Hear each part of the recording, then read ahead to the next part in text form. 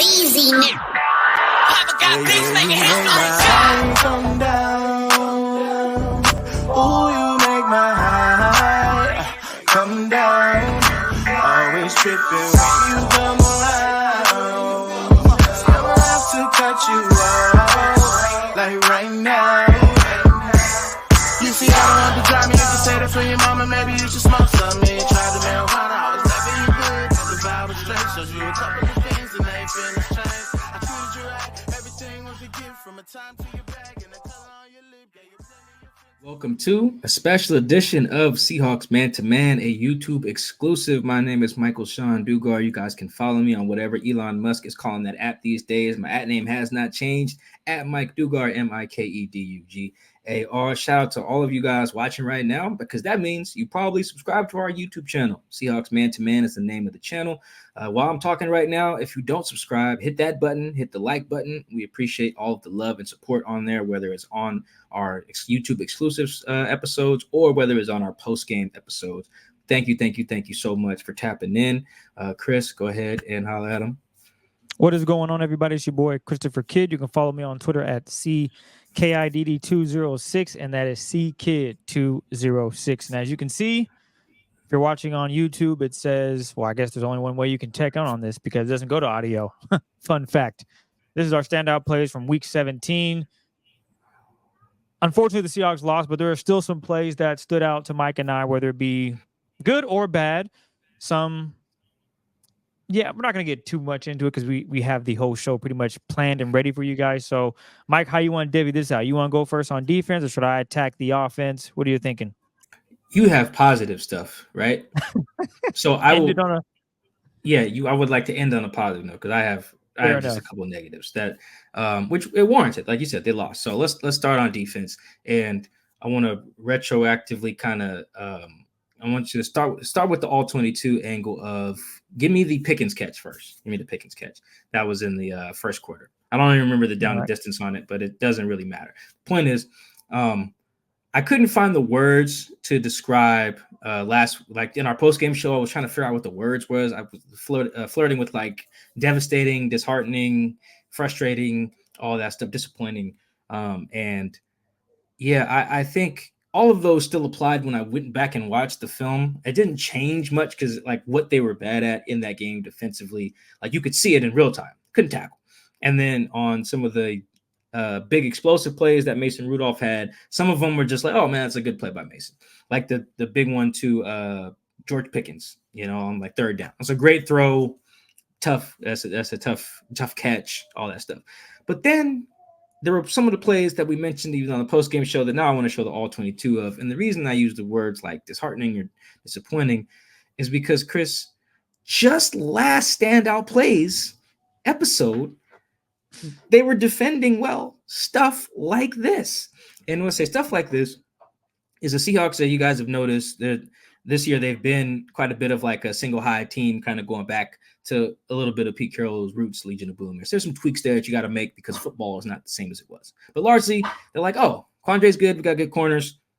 We got nickels that can play in the box. All right, cool. We need to stop the run.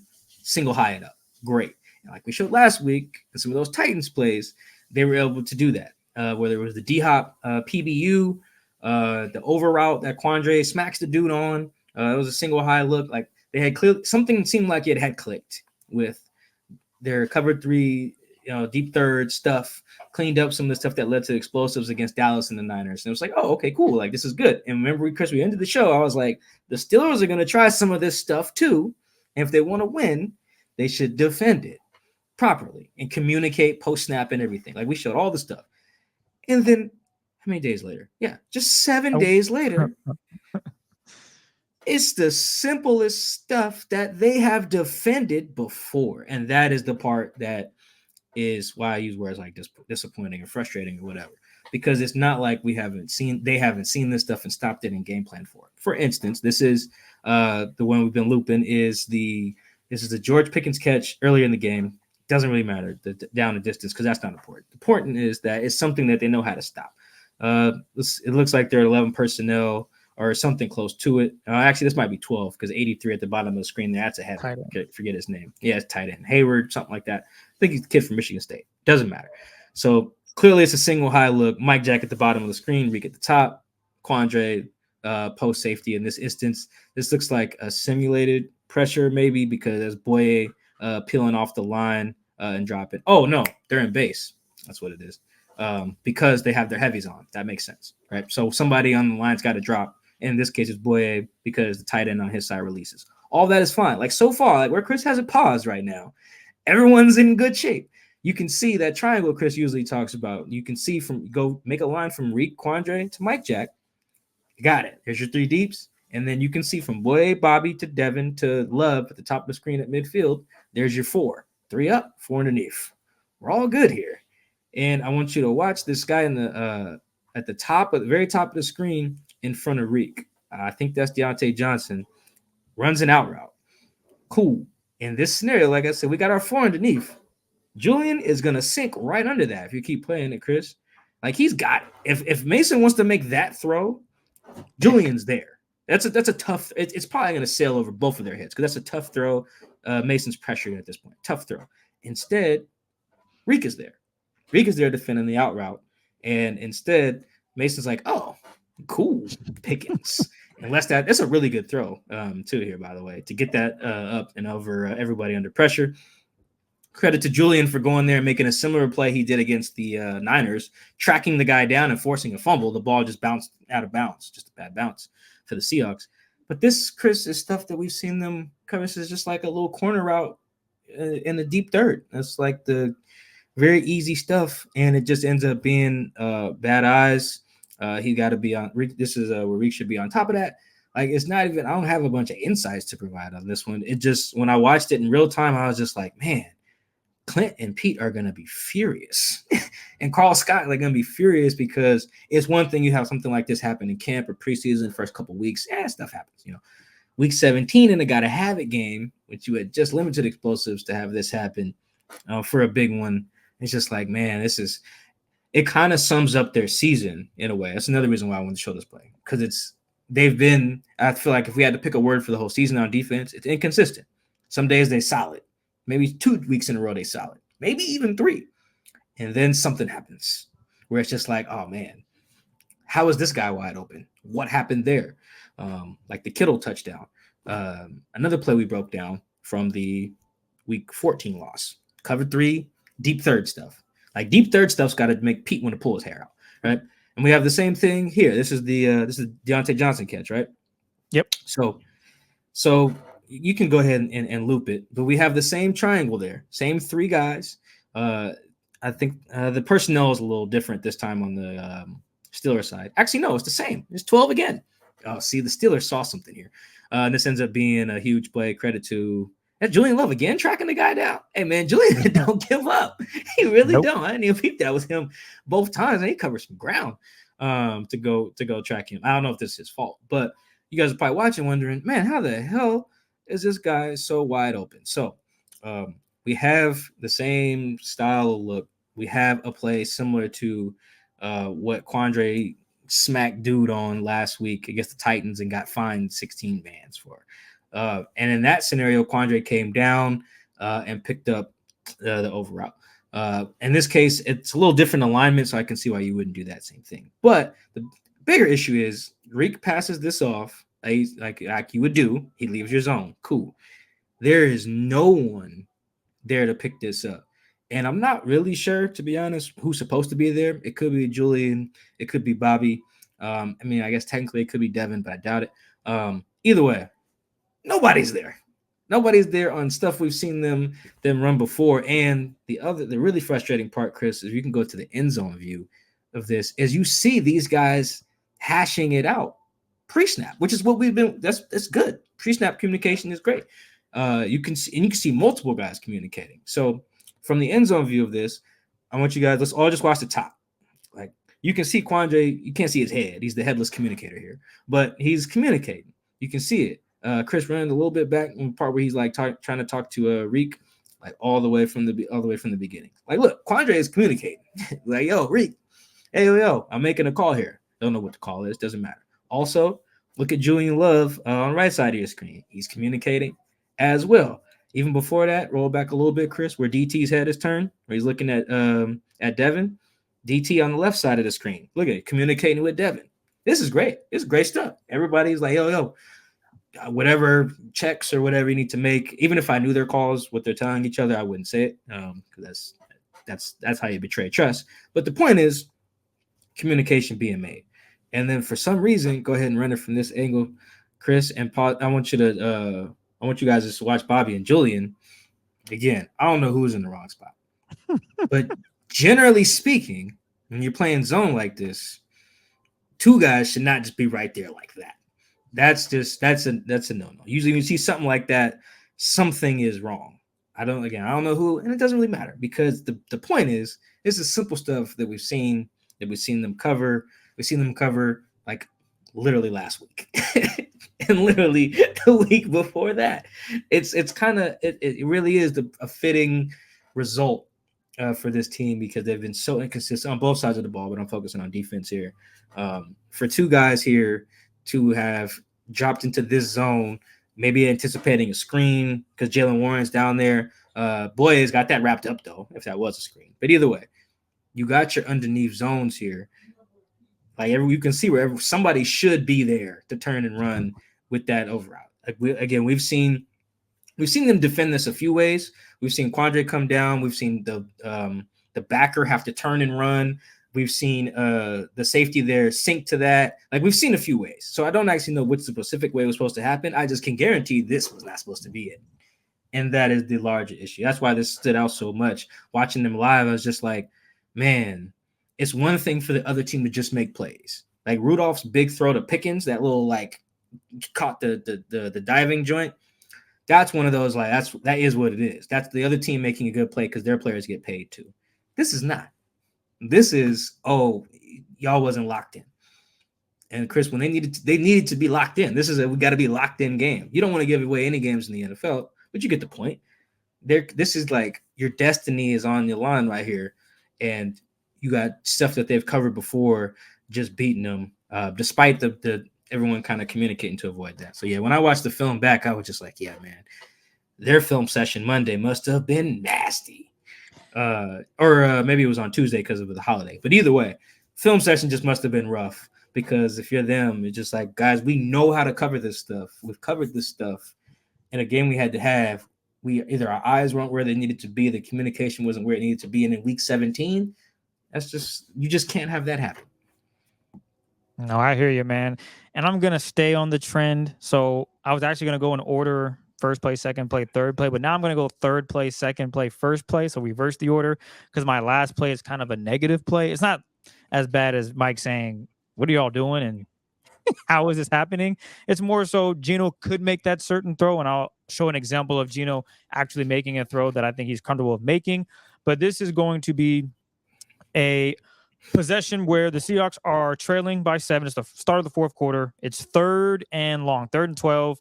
Ball's at 31, and the Seahawks go empty. All right. So as you can see, everybody's at the line of scrimmage lined up. It's obvious passing down.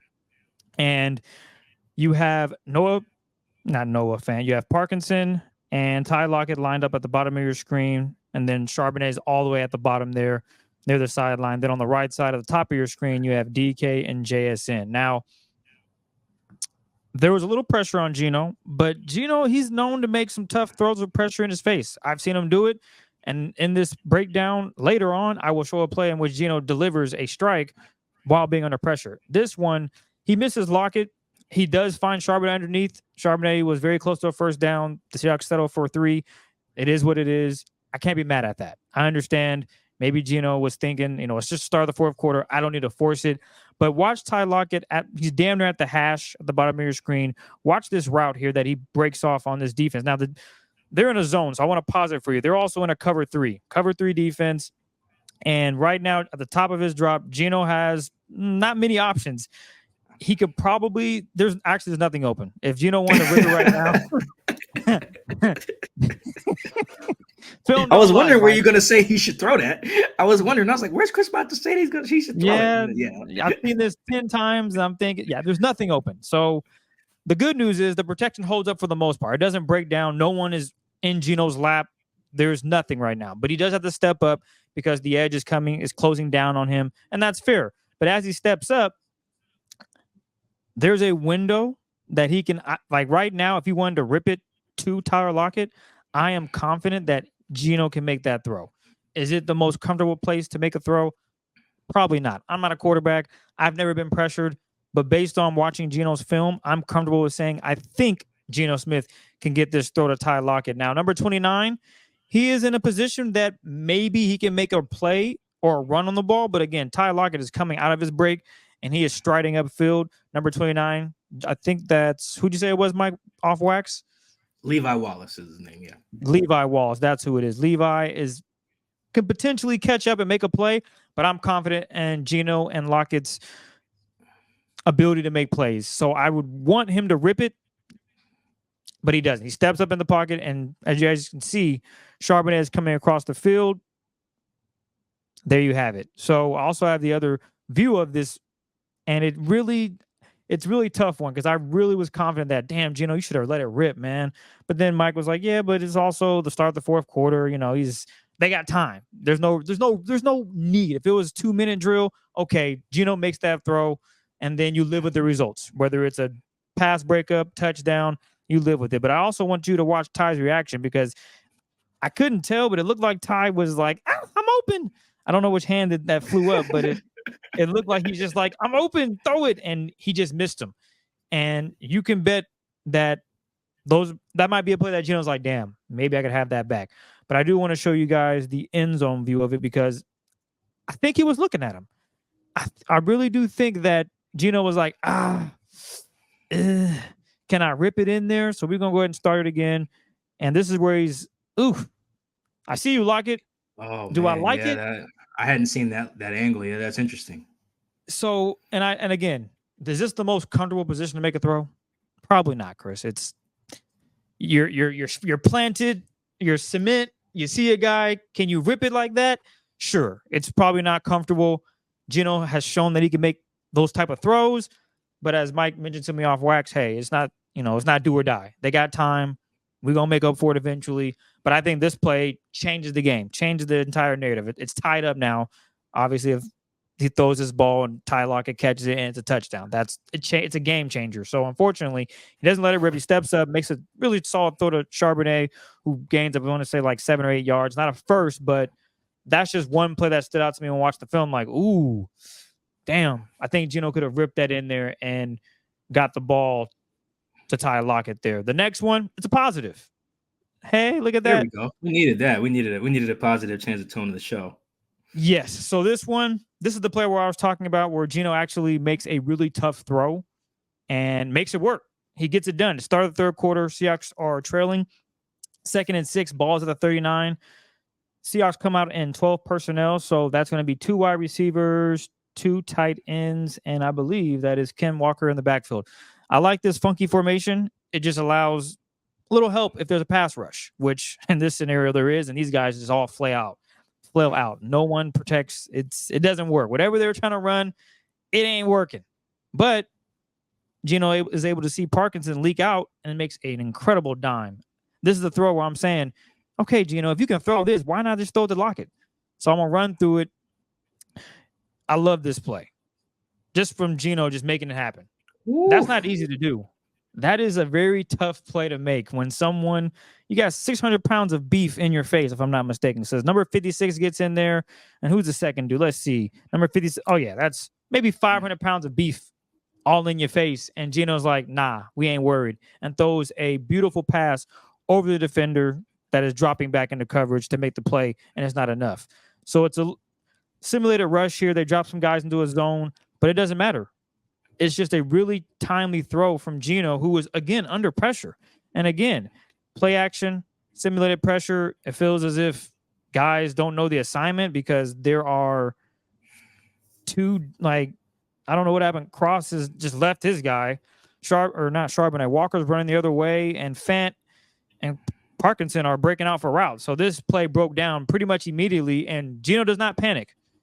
Geno's like, okay, cool, got him, and makes a dime. Just throws a really that is great ball. Hard ass throw. That is really fire. Yes, that's when I saw. I was like, damn, that's a really good play by Geno. Because watch this. We're gonna look at the O line. Okay, something went wrong here. Charles Cross just leaves my man free to go, and on the edge, he's also free. There are two dudes on. I don't know who that is, but it's a defensive tackle, J.J. Watt. Not J.J. Watt. T.J. Watt. No. That's Cameron Hayward and Highsmith. Those are two of their best players, actually. Well, I'm telling you this now. I don't think they were supposed to block, 5 dudes on 2 dudes. Because, hey, last time I checked, the math ain't math in there. There's 2 free linemen chasing Geno, and he's able to make it work and get a good dime off to Kobe, which is tough to do. And also the pass placement right in the chest. It's not as if it was a low ball or too high. Hit him right in the numbers, and you can't ask Geno to do much more other than that, especially when I think the play breaks down and guys missed an assignment here or there. So I really love that play from Geno, just not panicking, being comfortable in the pocket and making the right throw and the right read. This last one, another great throw by Geno. This is actually to Noah Fant. This is going to be second quarter, 10 minutes remaining. Seahawks trail 10-7. Ball is at the 36, and the Seahawks come out in their heavy package, which is 13 personnel. That's going to be 3 tight ends, 1 RB, and DK will be your lone wide receiver at the bottom of your screen. So the tight ends are lined up next to each other on the bottom. At the top of your screen, you have Will Dissly. Well, actually, that's Noah Fant, Parkinson, and Will Dissly on the outside. It's a play-action pass here, and I really like this play because this gets the defense to come up on these play actions, because the Seahawks are going to try to do what? Run the football. And just look at, if we pause it right here, linebackers are up the field, except for number 16. He is confident, it's a pass play. And he's starting to follow Noah. But outside of that, you got Parkinson. He has the edge here on this linebacker that just jumped up just a little bit. Everybody else is pretty much dropping back into coverage. And then Geno is able to deliver just a strike. First of all, makes the guy miss in the pocket. Let's just rewind that and show you guys that, because Geno shows that he got scary feet as well. I talked about it on the last standout plays, but just watch the footwork. And steps up. That's not an easy throw, but he delivers a strike, and it's only where Noah can get it, where he can go up and get it, not take a big hit too. That's another thing. He didn't lead him into danger, so I lied. I said that it was Will on the outside. God dang it. Noah Fant, so light-skinned. He looked white on the end. It don't matter. Apologies. They only got 3 tight ends they use. We know when you say 13, we know it's them 3. So you good. So, yeah, you can see it now. Will Dissly, Parkinson, and then Fant at the edge here. And he just runs a nice little post pattern. Kind of, look at this. Money ball. Ooh, where only he can get it. And, again, he doesn't put him in danger. Noah's able to catch it, get down, and make the play. And this was a nice throw.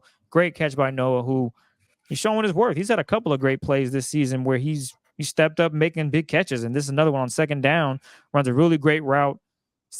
Just skinny post, and a great ball by Geno. So those are just examples of Geno being able to spin it out of play action. One that breaks down. My first play that I showed you guys was just a situation where he just missed a guy. And that happens. You're not going to make every play. I think Geno said that in his presser. You're not going to make every single play, but obviously on this one, he did make the play. He also was able to step up in the pocket, make a guy miss, which is not easy to do. Watch this. And then finds the rhythm and just slings the rock, hits Noah right where he needs to. Noah makes the big catch, moves the sticks. And those are things that Geno can bring to the table. Just a really good route, really good throw. I love it all around. And there it is. Those are my standout plays. It might be time for Patrick Peterson to call it a career, man, too. Man, we're not. Hey, they didn't have many options, Mike. I know it was tough with the DBs, but yeah, no, it was. I was watching the film on their offense, thinking, yeah, number 20 is not. I was like, yeah, it's not it. That transition to safety that corners make sometimes, that's not. He's not seeing it. He's not seeing it very well on both of those plays that you showed. Actually, yeah, he's out of position both times. But yeah, that's a throw. I'm glad you had some positive stuff, man. I'm glad you did. I try to not pile on, because there was some stuff from the offense where I was like, why? For instance, there was a play where Kobe Parkinson's supposed to chip TJ Watt, and earlier in the game he successfully does it, and then later in the game TJ just bullies him, and I'm like, why you gotta put him in that situation again? Have him be double Watt. Don't just allow one guy to try to do it. It's not a one guy thing. It's 2 guys, sometimes 3. But I decided, hey, let's just Mike's gonna look at some of the things that they screwed up after a week prior They did it just fine with it. And now, for some reason, they have a mental lapse and miscommunication, guys not where they're supposed to be. So I said, hey, let's look at some positives, although I did look at one negative, but not the biggest deal in the world. We'll see what happens after they face the Cardinals on Sunday. Maybe we'll have positives all across the board that stood out from us. Not, damn, what happened on this coverage? Or, damn, why didn't Geno make this throw? What happened on this run play? Blah, blah, blah. You guys get it. So thank you guys again for taking the time to watch some standout plays from Week 17. Mike, is there anything you would like to add before we get out of here? Yeah, you know what I considered is having all the missed tackles on one just real, but that just felt that felt mean. We're not getting any guests if we did that. Yeah, no, we gotta understand the game within the game here, and also there's no insight there really from us. It's just a bunch of missed tackles. That's just, hey guys, tackle the man in front of you. Yeah, whereas we can at least be like, yo, show an angle that wasn't available or something, other than just saying, hey, look, a guy didn't tackle this play. You guys saw that in real time, so we don't need that. But thank you. Make sure you hit that subscribe button, hit that like button. Man, we only got one regular season game left, so hopefully things go well. We got a little bit more. Seahawks need to win. Packers need to lose. Same situation as last year. We can get into more about that post game and everything, depending on how Week 18 goes. But thank you guys for listening. Appreciate you. Have a good weekend, and we will catch you guys on our post game show. Peace.